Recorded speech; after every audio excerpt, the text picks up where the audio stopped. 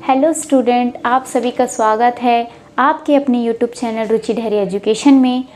आज हम सीखने वाले हैं विलोपन विधि, जो कि दो चर वाले रैखिक समीकरणों को हल करने के लिए होती हैं। आपको ये 4 अंक की पूछी जाती है 10th क्लास में। ये मोस्ट इम्पॉर्टेंट मेथड है जो कि एग्ज़ाम में हर बार आपसे पूछी जाती है। आप अगर हमारे चैनल में पहली बार आए हैं तो प्लीज़ चैनल को सब्सक्राइब ज़रूर करें, ताकि आपको 10th के ऐसे ही इम्पॉर्टेंट क्वेश्चन आपको आगे भी मिलते रहें। चलिए अब सवाल देखते हैं। आज का सवाल है 3x + 4y = 10, 2x + 2y = 2।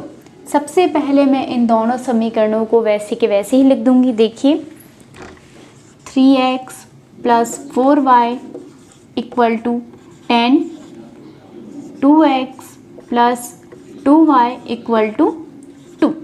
इसको मैं दे दूंगी समीकरण नंबर 1। ये हो गया आपका समीकरण नंबर 2। इनको समीकरण 1 और 2 देने के बाद आपको ये ध्यान देना है, विलोपन विधि जो है वो नाम के ही जैसी है। इसमें आप चाहें तो x या y वाले चर राशि को विलुप्त कर सकते हैं, लेकिन उसके लिए क्या चाहिए आपको कि ये दोनों जो हैं x वाली जो कंडीशन है वो आपकी बिल्कुल सेम होनी चाहिए, तभी तो आप इसको विलुप्त कर पाएंगे। यहाँ पे 3 है, यहाँ पे 2 है, एक जैसी नहीं है। तो इसमें क्या करेंगे, सबसे पहले ये 2 का गुणा जो है वो काय में हो जाएगा, 3 में हो जाएगा, और ये 3 का गुणा काय में हो जाएगा, 2 में हो जाएगा। इसमें आपको तिर्यक गुणा करना पड़ता है। आप चाहें तो रफ में ऐसे कर सकते हैं, यहाँ पे 2 का गुणा और यहाँ पे 3 का गुणा। पेंसिल से यहाँ पे साइड में रफ में कर लीजिए, बाद में आप उसको इरेज कर सकते हैं। यहाँ पर देखिए, अब सबसे पहले मैं यहाँ पे क्या लिख दूंगी, थोड़ा थ्योरी में लिखना ज़रूरी है ताकि आपके पेपर में अंक अच्छे आए और थोड़ा आपका जो सवाल है वो प्रॉपर नज़र आए। यहाँ पर लिखेंगे क्या, समीकरण 1 में 2 का गुणा करने पर 2 का गुणा व समीकरण 2 में 3 का गुणा करने पर।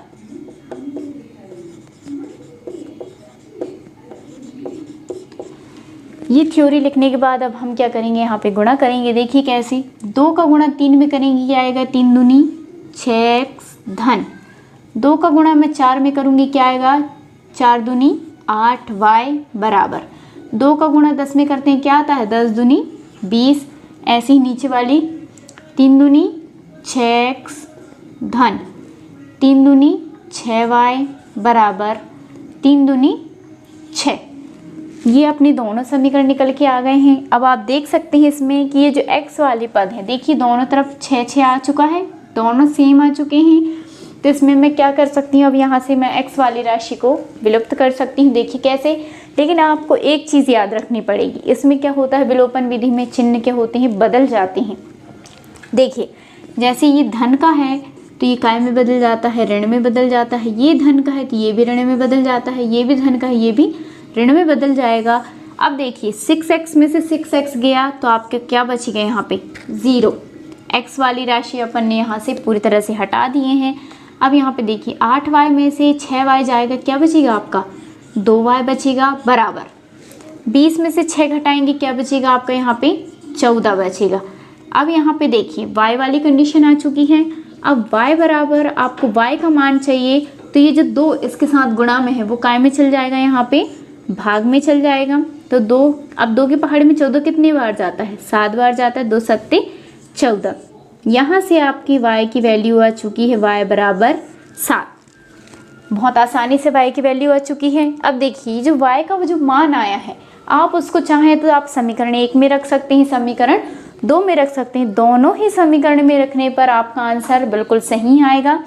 आप दोनों में से किसी भी कंडीशन में रख सकते हैं। अब मैं क्या रखूँगी, यहाँ पे समीकरण 1 में रख रही हूँ। देखिए y का मान समीकरण 1 में रखने पर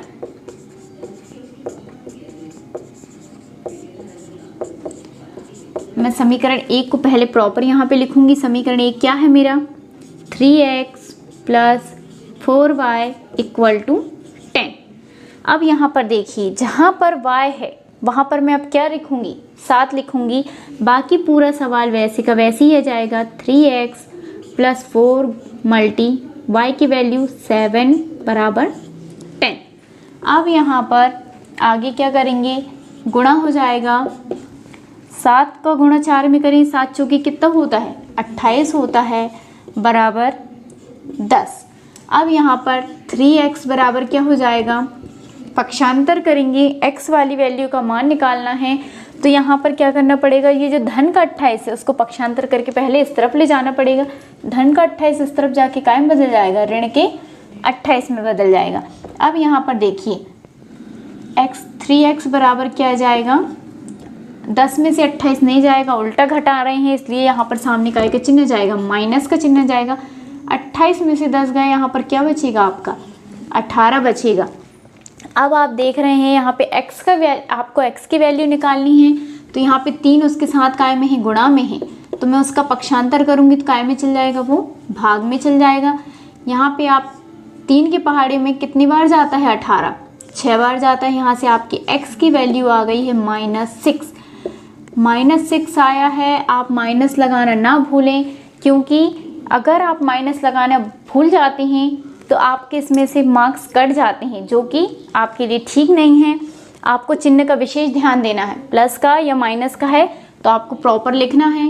अब यहाँ से देखिए आपकी वैल्यू आ गई है x बराबर ऋण 6, आप लास्ट में लिख सकते हैं। अतः x बराबर ऋण 6 व y बराबर आपकी क्या हो आया था, y का मान y बराबर 7 होंगे।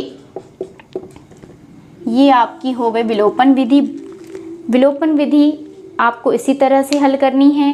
विलोपन विधि आप आसानी से सीख गए होंगे। अगर आपको विलोपन विधि का वीडियो पसंद आया हो तो प्लीज़ लाइक और सब्सक्राइब ज़रूर करें। Thank you.